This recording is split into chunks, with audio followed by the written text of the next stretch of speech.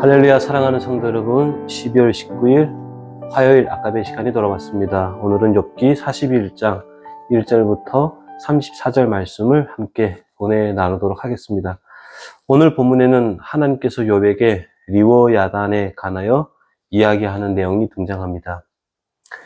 이 리워야단이 어떤 동물이냐에 대해서는 의견이 분분합니다. 성경의 표현을 빌린다면 어떤 큰 수생동물일 것이다 라고 보여집니다. 그래서 어떤 이는 악어다 이렇게도 이야기하고요.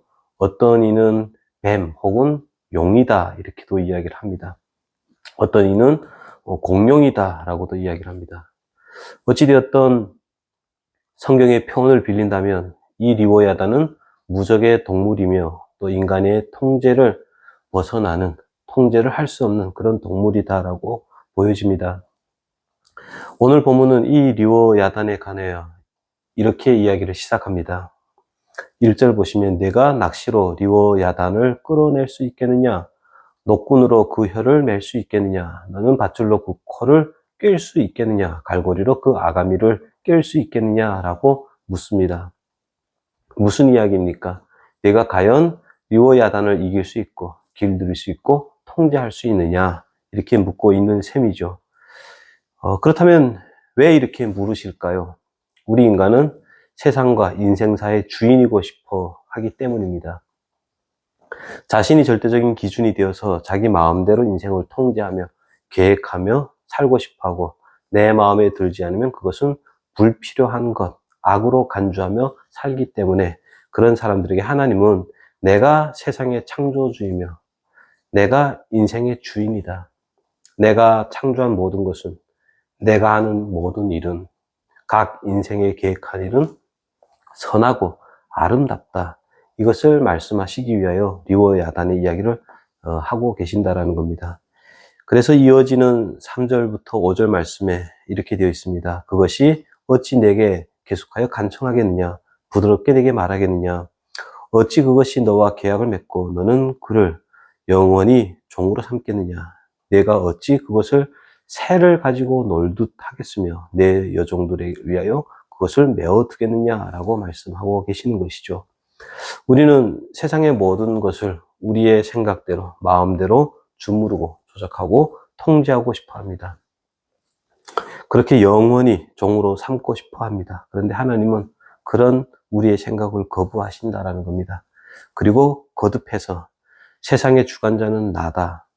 너희는 나의 피조물이며 나의 간섭과 부뜨심 속에 살아갈 때 복된 삶을 살게 될 것이다. 이것을 위해서 나는 리워야단을 만들어 놓았단다. 리워야단을 보면서 하나님이 어떤 분인지 나는 어떤 존재인지를 생각하기를 원한다라고 말씀을 하고 있는 것입니다. 우리에게 리워야단은 무엇입니까? 욥에게 리워야단은 무엇일까요? 고난이죠.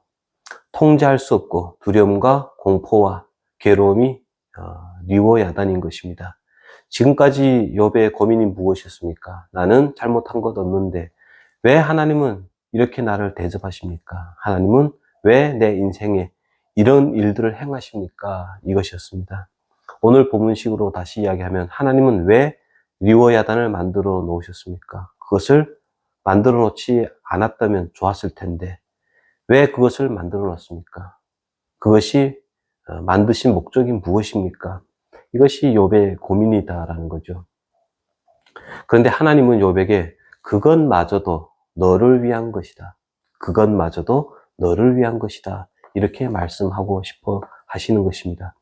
본문에 등장하는 리워야단의 모습을 볼까요? 7절 보면은 많은 창으로 그 가죽을 찌르거나 작사를 그 머리에 꽂을 수 없다라고 하죠. 12절에 보면은 하나님 스스로 자랑스러워하면서 이렇게 이야기를 합니다. 보세요. 12절 내가 그것의 지체와 그것의 큰 용맹과 늠름한 체구에 대하여 잠잠하지 아니하리라 라고 합니다. 그러시면서 하시는 말씀이 13절에 보면은 겉가죽을 보라. 14절에는 턱을 봐라. 그 이를 봐라.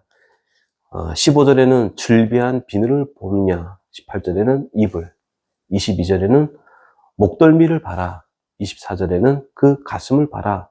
돌처럼 든든하며 맷돌 아래짝같이 든든하구나. 라고 합니다. 여기서 우리가 오해하지 말고 주목해야 할 것은 이 리워 야단을 만드신 하나님께서 스스로 자신의 위대하심을 자랑하기 위해서 이런 이런 이야기들을 하는 것 아니다라는 사실이죠.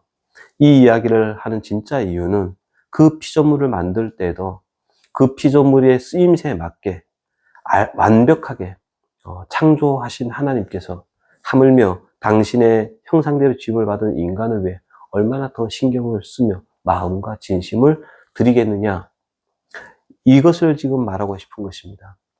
당신의 백성들을 위해서 가지고 계시는 마음, 그리고 행하시는 일, 그것은 완전하시다, 실수가 없으시다, 그 하나님을 믿으라. 리워 야단을 보면서 그 창조하신 하나님, 그리고 우리를 창조하신 하나님을 믿으라, 이것을 지금 이야기를 하고 있는 것입니다.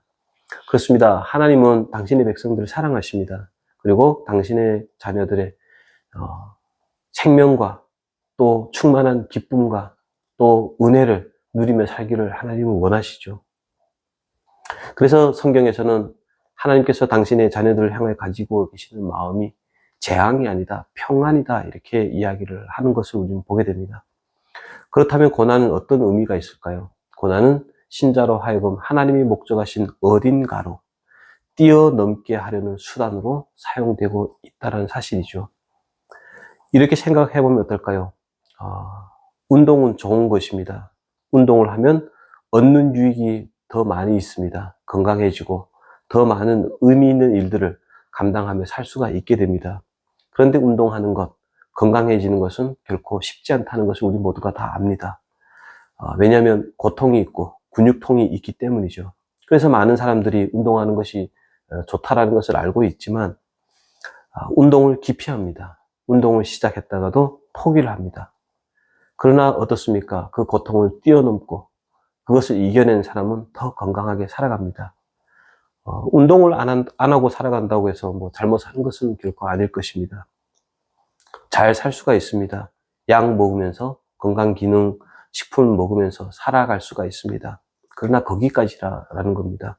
더 이상 건강의 진보는 없다라는 거죠.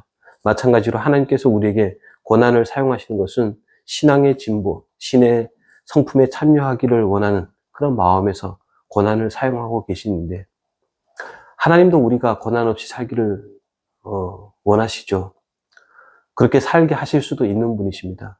그러나 인간이 어떤 존재인지를 잘 알고 있기 때문에 가만히 놔두지 못하겠다라고 하는 것이 하나님의 마음인 것입니다.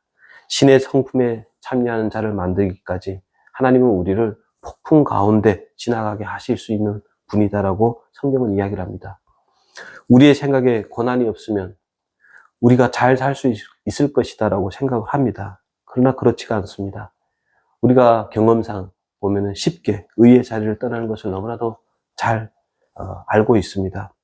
신앙을 유지하면 다행이지만 인간은 그 신앙을 유지할 실력도 또 의지도 없기 때문에 더 나빠지면 나빠졌지 거룩한 진보를 만들어내지 못한다라는 겁니다. 오히려 고난이 없으면 리워 야단의 힘을 통제할 수 있다면 우리는 리워 야단을 낚싯줄로 묶어서 코를 꿰매고 종 부리듯이 사육하고 장난감 같이 기둥에 묶어놓고 스스로 하나님의 자리에 올라가 앉아서 제 잘난 것에 살아갈 것입니다. 하나님은 인간이 어떤 존재인지 잘 알고 있기 때문에 그렇게 살기를 원치 않으셔서 리워 야단이라고 하는 고난과 함께 우리가 살아가도록 하셨다라고 이야기를 합니다. 리워 야단을 보면서 마치 에덴 동산에 선악과를 만들어 놓듯이 인간성과 또 인생에 대한 깊은 성찰을 가지고 스스로 하나님 앞에 서고 더 나아가서 그리스도의 장성한 분량에까지 인도함을 받으며 더 깊어지고 의미 있고 성숙한 사람이 되기를 원하셔서 하나님은 고난을 허락하셨다라고 하는 사실을 우리는 알아야 됩니다. 결론입니다. 마지막 리워 야단의 모습을 이렇게 설명합니다. 25절에 보면은 그것이 일어나면 용사들도 두려워하며 달아나니라 이렇게 되어 있습니다. 고난 앞에 장사가 없습니다. 33절 표현처럼 세상에 그것과 비교할 것이 없으니 그것은 두려움이 없는 것으로 지음을 받았구나.